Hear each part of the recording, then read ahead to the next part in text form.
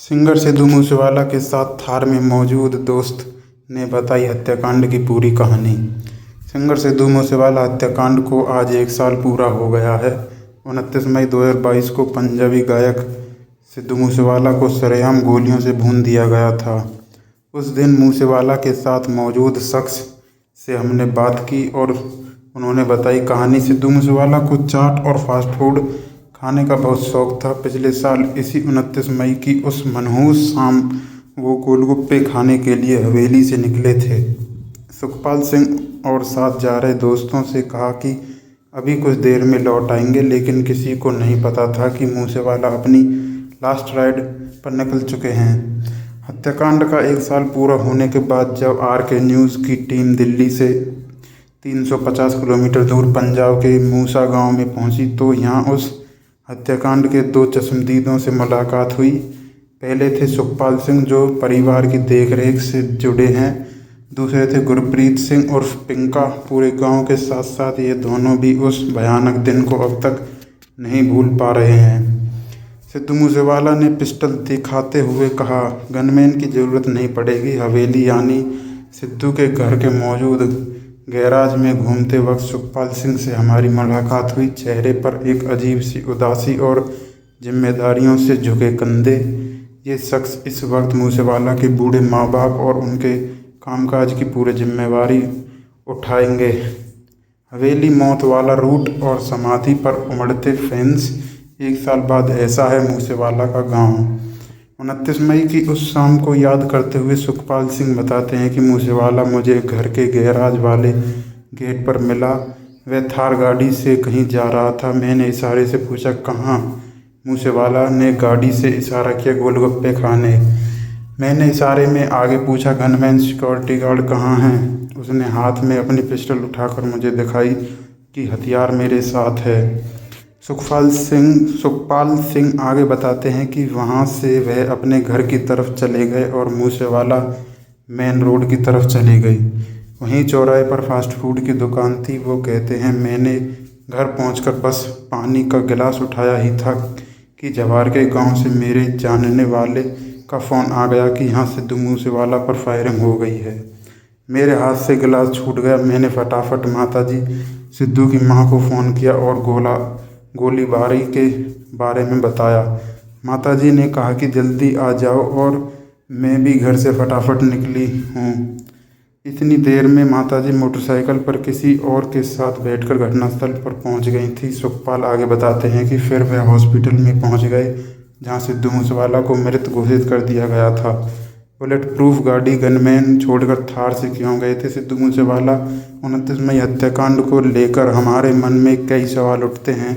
इनमें से एक यह भी था कि जब सिद्धू मूसेवाला के पास बुलेट प्रूफ कार थी तो वो थार ही क्यों ले गए थे और बॉडीगार्ड भी साथ लेकर क्यों नहीं गए? इस पर सुखपाल ने कहा, थार गाड़ी सिद्धू मूसेवाला की नहीं थी। गांव के पास वो कार वॉशिंग के लिए आई थी। सिद्धू उसे रुक कर देखने लगे और बोले कि गाड़ी बहुत सुंदर लग रही है। जो गाड़ी का मालिक था वह सिद्धू का फ़ैन ही था। उसने वो गाड़ी सिद्धू को कुछ दिन चलाने के लिए ऐसे ही दे दी थी। सिद्धू को वो थार इतनी पसंद आ गई कि गांव और आसपास के इलाकों में वह बुलेट प्रूफ गाड़ी की जगह से उसी को लेकर घूमने लगे। सुखपाल ने बताया कि हत्याकांड के दिन एक बॉडीगार्ड की तबीयत ठीक नहीं थी। दूसरे को सिद्धू लेकर नहीं गए क्योंकि थार में बैठने का स्पेस कम रहता है। मूसेवाला के बिना माँ बाप की ज़िंदगी कैसी है? इस सवाल पर सुखपाल भी भावुक हो जाते हैं। वह कहते हैं कि माता पिता दिन में 6-7 बार रोते हैं। मूसेवाला की कोई भी वीडियो अचानक उनके सामने आ जाती है तो रोने लगते हैं। दोस्त एक एक गोली भी चलाते रहते तो बच जाते सिद्धू। बातचीत में सुखपाल ने सिद्धू के उन 2 दोस्तों का जिक्र भी किया जो हत्याकांड के वक्त थार गाड़ी में मौजूद थे। इनके नाम गुरप्रीत और गुरविंदर थे। सुखपाल कहते हैं कि गुरप्रीत और गुरविंदर मूसेवाला के बचपन के 2 दोस्त थे। दोनों हथियार चलाना नहीं जानते थे। अगर वो लोग सिद्धू का हथियार पकड़कर उससे रुकाकर एक एक फायर भी करते रहते तो वो लोग यानी हत्यारे पास ही नहीं आते। दोस्त जिसने सिद्धू की हत्या होते देखी। सुखपाल से मिलने के बाद हम गुरप्रीत सिंह के पास पहुंचे। वह मूसा गांव के ही थे और पुराने घर से थोड़ा ही दूर रहते थे। फिलहाल उनको भी सुरक्षा के लिहाज से एक गनमैन पंजाब सरकार ने दिया हुआ है। टी शर्ट में खड़े गुरप्रीत सिंह को देखते ही सबसे पहली नज़र उनके हाथ पर गई। उल्टे हाथ पर कोहनी के आसपास बड़ा सा निशान पूछने पर पता चला कि यह जख्म AK-47 बंदूक की फायरिंग से मिला है जो मूसेवाला के हत्यारों ने चलाई थी। उस दिन सिद्धू उनको कहाँ घुमाने ले जा रहे थे, इस पर गुरप्रीत सिंह ने कहा कोई ज़्यादा प्लान नहीं था, यही पास में रोड पर सिद्धू कई बार गोलगप्पे आदि फास्ट फूड खाने चले जाते थे। उस दिन भी सिद्धू वहीं जा रहे थे। बस टेंट पर पहुंचकर सिद्धू बोले कि पास में उनकी मौसी के घर भी जाना है। यह सुनकर गुरप्रीत ने सिद्धू से कहा फिर या तो बुलेट प्रूफ गाड़ी लेकर आना था या गनमैन साथ होना चाहिए था। फिर सिद्धू ने कहा कि बस जल्दी से होकर आते हैं, कोई दिक्कत नहीं होगी। पहली गोली मूसेवाला ने चलाई। गुरप्रीत ने आगे बताया कि आगे जाकर हमें लगा कि कोई गाड़ी हमारा पीछा कर रही है, लेकिन गाड़ी ने उनके रूट चेंज कर लिए थे। सिद्धू बोले कि कोई फ़ोन होगा, फ़ोटो वगैरह लेने आया होगा। फिर आगे 2-3 मोड़ आते हैं, वहाँ वही गाड़ी फिर से उनका पीछा करने लगती है। तब हमें लगा कि कोई दिक्कत है। हमने सिद्धू से बोला कि भाई गाड़ी भगा। इतनी तेज़ ही एक गाड़ी उनको ओवरटेक करके आगे आ गई। सिद्धू ने देख लिया उनके पास गन है और वो फायरिंग करने वाले हैं। सिद्धू ने उनके हरकत में आने से पहले ही अपनी पिस्टल से गोली चला दी। पहली गोली सिद्धू ने ही मारी। इसके बाद तकरीबन 1 मिनट तक गोलियां चलती रहीं। गुरप्रीत की माने तो सिद्धू की पिस्टल से 7 गोलियां चली थीं। एक आधा मिनट वहां गोलियां चलीं और फिर हत्यारे भाग गए। गोलाबारी के साथ 5-7 मिनट तक कोई आसपास नहीं आया। उनके बाद लोग आए जब तक कि सिद्धू की मौत हो चुकी थी। फिर पुलिस ने आकर तीनों को हॉस्पिटल पहुंचाया। हत्याकांड में गुरप्रीत और गुरविंदर किस्मत से बच तो गए, लेकिन फिर उन पर भी सवाल उठने लगे। लोगों का कहना है कि इतनी भीषण गोलाबारी में दोनों बचे तो कैसे बचे।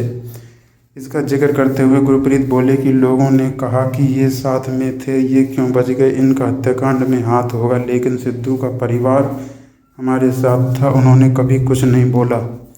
29 मई 2022 यही वो वक्त था जब मशहूर पंजाबी सिंगर सिद्धू मूसेवाला की सरेआम हत्या कर दी गई थी। उनकी गाड़ी को घेर कर शूटर्स ने अंधाधुंध गोलियां चलाई थी। ये शूटर्स लॉरेंस बिश्नोई और गोल्डी बराड़ गैंग के थे।